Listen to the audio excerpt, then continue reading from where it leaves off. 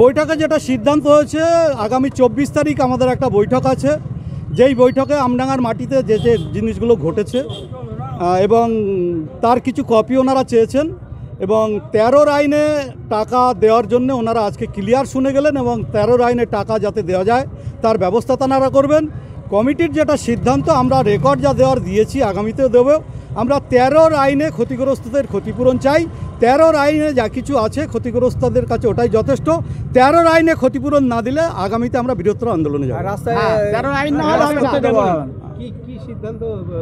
সিদ্ধান্ত যেটা 24 তারিখের বৈঠকে ওনারা আরও কিছু শুনবেন, কাজ আপাতত বন্ধ থাকবে। 24 তারিখের বৈঠকে ওনারা কিছু রেকর্ড চেয়েছেন এবং 13 আইনে যাতে টাকা দেওয়া যায় তার ব্যবস্থা করে দেবেন। একের পর এক এই যে ডেট ক্যান্সেল বা সিদ্ধান্ত ফয়সালা হচ্ছে না, কি বলবেন? সেগুলো আমরা বলেছি, একের পর এক যেগুলো হচ্ছে আমাদের সঙ্গে বৈঠকে যেটা হচ্ছে আর কাজের জায়গায় গিয়ে সেটা হচ্ছে না, সেটা আজকে ক্লিয়ার আমরা কমিটির পক্ষ থেকে জানিয়েছি।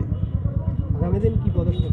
আগামী দিন আমাদের 24 তারিখ পর্যন্ত যেটা ডেকেছে, 24 তারিখের বৈঠকে আমরা কিছু রেকর্ড দেব এবং 24 তারিখের বৈঠকে ওনারা 13 আইনের পজিশনটা কি ক্লিয়ার বলবেন এবং 24 তারিখের পরে আমরা সিদ্ধান্ত নেব আমরা আগামীতে 13 আইন কীভাবে নেওয়া যায় তার জন্য বৃহত্তর আন্দোলনে যাব।